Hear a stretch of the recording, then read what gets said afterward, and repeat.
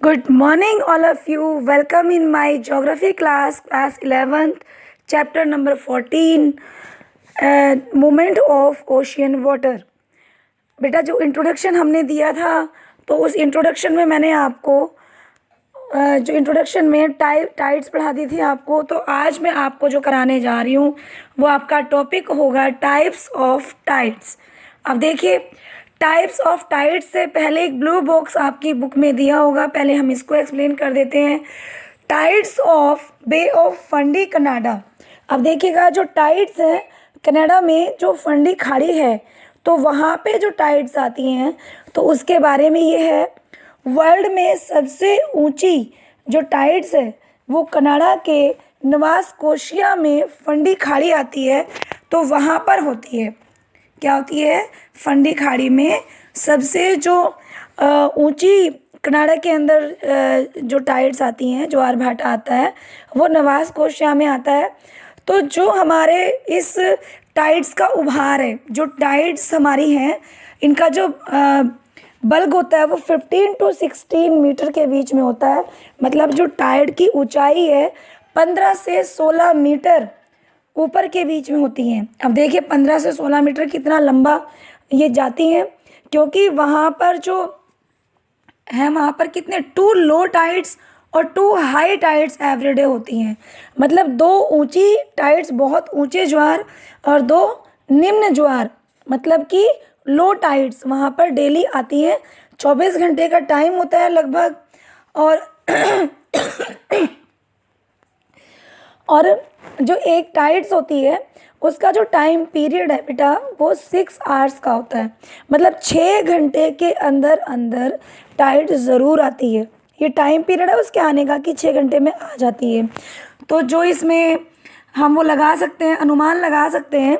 तो जो हमारी टाइड्स, हाई टाइड्स है, मतलब उसका जो एक उभार आता है वो 1 घंटे में लगभग 2.4 मीटर, 2.4 मीटर मतलब कि आपका 240 सेंटीमीटर के करीब, तो 2.4 मीटर ऊपर उठता है। और इसका मतलब ये हुआ कि ये जो टाइड्स हैं ये डेली 4 सेंटीमीटर से ज़्यादा ऊपर की ओर उठ जाती हैं।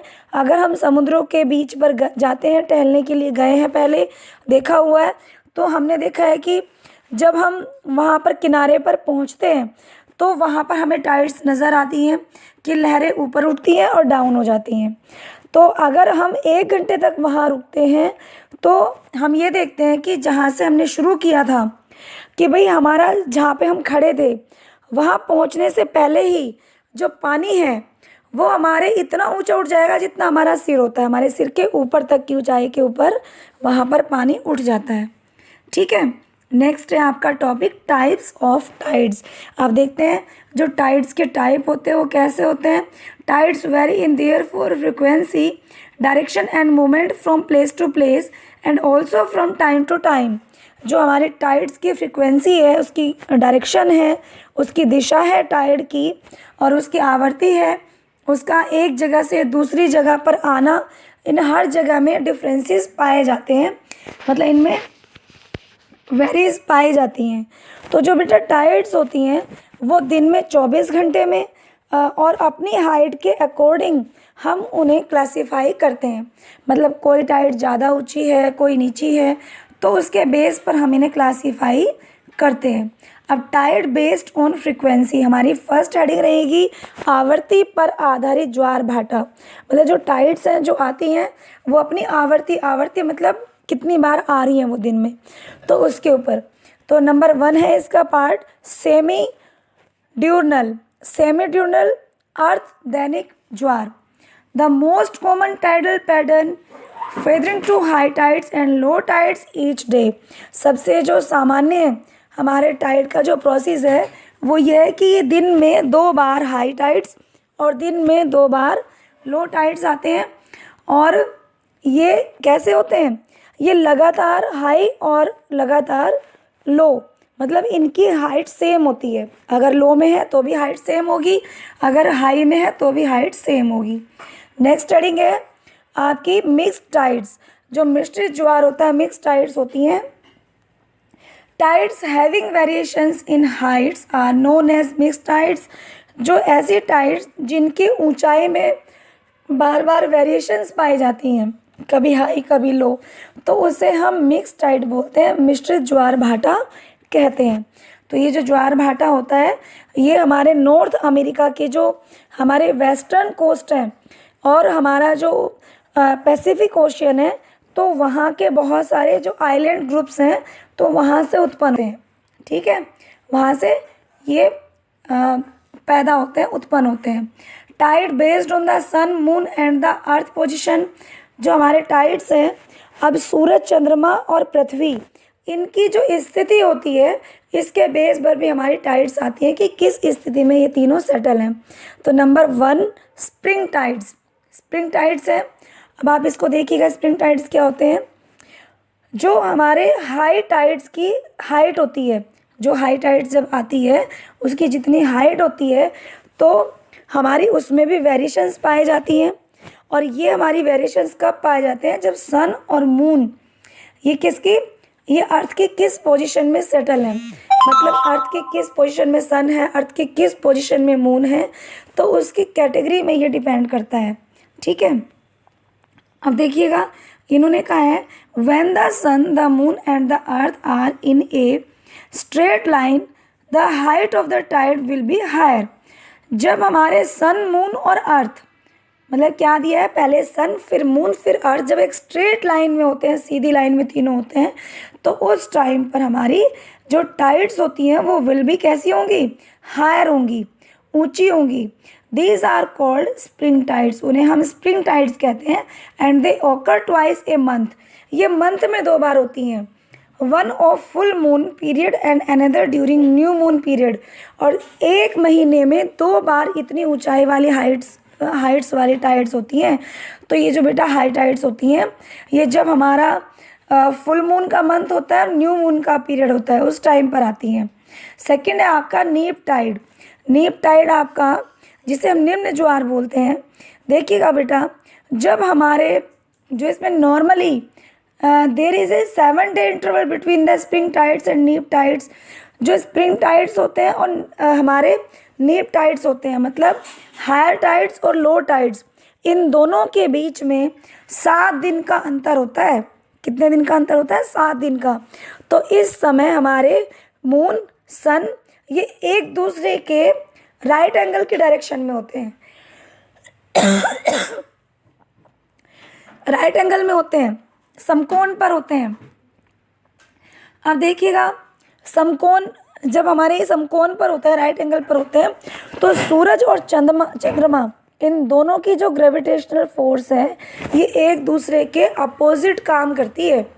जिस टाइम पर सन और मून राइट एंगल की पोजीशन में होते हैं तो उस टाइम पर हमारी इन दोनों की जो ग्रेविटेशनल फोर्स है वो अपोजिट वर्क करती है। जो हमारा मून है, मून तो हमारा सन से डबल फोर्स लगा रहा है। तो इसमें क्या होता है कि जो चंद्रमा का आकर्षण होता है ना, मतलब चंद्रमा की फोर्स डबल लग रही है, वो इसलिए लग रही है क्योंकि इस टाइम पे जो हमारा मून है वो अर्थ के बिल्कुल नियर में है, अर्थ के नज़दीक। मतलब जब मून हमारा धरती के पास होता है, पृथ्वी के नज़दीक होता है, और सन हमारा धरती से दूर होता है, तो सन और मून हमारे दोनों इस सिचुएशन में होते हैं कि राइट एंगल बनता है। तो उस टाइम पर मून की डबल फोर्स लगती है सन के फोर्स के कंपैरिजन में। तो महीने में एक बार जब चंद्रमा पृथ्वी के सबसे नज़दीक होता है तो उस टाइम पर जो हाई टाइड्स होती हैं और निम्न टाइड्स होती हैं, तो ये एक बार हाइट, मतलब इनके असमान नहीं होते हैं, ये इक्वल नहीं होते, कभी हाई टाइड कभी लो टाइड। तो इस ड्यूरेशन में क्या होता है बेटा, इन्होंने दिया ना, during this time the tidal range is greater than normal 2 weeks later when the moon is farthest from earth. जब 2 वीक के बाद, क्योंकि जिस टाइम पर मून अर्थ के नज़दीक है तो मून की फोर्स डबल लग रही है, लेकिन 2 हफ्ते के बाद जब हमारा मून अर्थ से ज़्यादा दूरी पर होता है तो उस टाइम पर जो इसकी मून की ग्रेविटेशनल फोर्स होती है अब वो एक लिमिटेड हो जाती है, वो सीमित हो जाती है। तो उस टाइम पर जो टाइड्स आती है उनकी जो एवरेज हाइट होती है वो एवरेज हाइट से भी कम हाइट होती है उन टाइड्स की, ठीक है। तो एवरेज हाइट से भी कम है। और जब हमारी अर्थ सन के पास में होती है, और सन के पास में होकर मतलब पेरिहीलियन टाइम होता है, और पेरिहीलियन कब होता है, जब 3 जनवरी के आसपास होता है हर साल। तो उस टाइम पे जो टाइडल रेंज होती है वो ग्रेटर हो जाती है, ठीक है, क्योंकि सन की फोर्स लग रही है उस पर। तो वो सामान्य रूप से अधिक न्यून होते हैं। अधिक न्यून मतलब बहुत ज़्यादा छोटे हो जाते हैं, मतलब या तो बहुत ज़्यादा हाई हो जाएंगे या बहुत ज़्यादा लो हो जाएंगे। When the earth is farthest from the sun, जब हमारी अर्थ सन से दूर हो जाती है, एपीरियन हो जाता है 4 जुलाई को हर साल, टाइडल रेंज हो जाती है वो एवरेज से भी कम हो जाती है। तो ये जो हाई टाइड और लो टाइड है, इसमें क्या होता है कि जो वाटर लेवल है वो ऊपर नीचे गिरता रहता है। तो इसे हम एब बोलते हैं, EBB एब, मतलब कि भाटा, हिंदी में बोलते हैं ना ज्वार भाटा। तो ज्वार तो टाइड हो गई, ये भाटा होता है। तो जो हाई टाइड्स होती हैं और लो टाइड्स होती हैं, इनके बीच का जो टाइम होता है, जब टाइड्स ऊपर चढ़ती हैं तो उसे या तो फ्लो कहा जाता है, मतलब राइजिंग कहा जाता है, फ्लो कहा जाता है, या फ्लड कहा जाता है। जिस टाइम पर पानी ऊपर चढ़ता है तो उसे हम फ्लो या फ्लड कहते हैं। तो ये आपके टाइड के टाइप्स थे। अब देखिए इसकी इम्पोर्टेंस है। हमने इसमें जो पढ़ा बेटा, हमने जो इसके टाइप्स पढ़े, एक स्प्रिंग टाइड पढ़ा, एक हमने इसमें नीप टाइड पढ़ा, और उससे पहले हमने इसमें मिक्स टाइड, डायरनल टाइड्स और सेमी डायरनल टाइड्स ये पढ़े हमने। अब देखिए यहाँ से आपके जो बुक में क्वेश्चन राइज होते हैं यही होते हैं कि how many types of tides, या what is tides, right the types of tide explain. तो इस तरह से क्वेश्चन बन जाते हैं। अब नेक्स्ट है आपका इसमें इम्पोर्टेंस ऑफ द टाइड्स। क्या इम्पोर्टेंस होती है टाइड्स की, हम इसमें वो करने जा रहे हैं। तो देखिए बेटा, since tides are caused by the earth moon sun position which are known accurately, tides can be predict, इसमें दिया हुआ है predicted well in advance. This help the navigators and fishermen plan their activities. Tidal flow are greater importance in navigation. Tidal heights are very important, especially harbors near rivers when within estuaries having shallow bars of the entrance which prevent ships and boats from entering into the harbor. अब देखिएगा हम इसकी importance पढ़ने जा रहे हैं। देखिए जब हमारी अर्थ, हमारा मून और हमारा सन, इनकी जो कंडीशन होती है वो तीनों की कंडीशन एक टाइड के ओरिजिनेट होने का एक रीज़न बनती है। मतलब टाइड जो पैदा होती है वो सूर्य, चंद्रमा और पृथ्वी की स्थिति की वजह से बनती है कि भाई नीप टाइड कब बन रही है, हाई टाइड्स कब बन रही है। तो इनकी जो कंडीशन का अगर हमें सही नॉलेज है तो हम उस कंडीशन से इन टाइड्स का हम पहले से अनुमान लगा सकते हैं कि हमारी कौन सी टाइड्स होने वाली होती है। तो इस अनुमान को लगाने से जो हमारे कौन होते हैं, जो नेविगेटर्स होते हैं, फिशरमैन्स होते हैं, मतलब जो एक जगह से अपनी नाव लेकर या अपने पानी के जहाज़ लेकर जो एक कंट्री से दूसरी कंट्री समुद्र के रास्ते जाते हैं, तो ये अनुमान, ये जो हम इसमें लगाते हैं, ये इनके लिए, या जो मछुआरे होते हैं, फिशरमैन होते हैं मछलियाँ पकड़ने के लिए, तो उनके काम के संबंधी उनके प्लानिंग में हेल्प करते हैं। वो आइडिया लगा लेते हैं कि टाइड्स हाई होने वाली है या टाइड लो होने वाली है, तो बहुत ऊंचाई वाली टाइड्स आएगी तो उनके लिए नुकसान रहेगा, बहुत लो टाइड आएंगी। तो स्पेशली जो नदियां हैं वो नदियों के बहाव से भी इसका आइडिया लगा लेते हैं। तो जो पोर्ट के किनारे या जो जहाँ पर नदियाँ ज्वार नतमुख बनाती हैं, मतलब एस्चुरीज बनाती हैं, तो ये उससे आइडिया लगा लेते हैं। जो इनका प्रवेश द्वार, मतलब जो एंट्री इनका टाइम होता है, जहाँ पर ये नदियों में एंट्री करते हैं, तो वहाँ से इन्हें आइडिया हो जाता है और उसके हिसाब से अपनी नाव लेकर या जहाज़ लेकर ये पोर्ट में एंट्री करते हैं। अगर इन्हें लग रहा है कि हाई टाइड का टाइम है तो ये अपने आप को रोक लेते हैं और लो टाइड के आने का वेट करते हैं, या जब हाई टाइड से लो पे आती है तब ये निकलते हैं।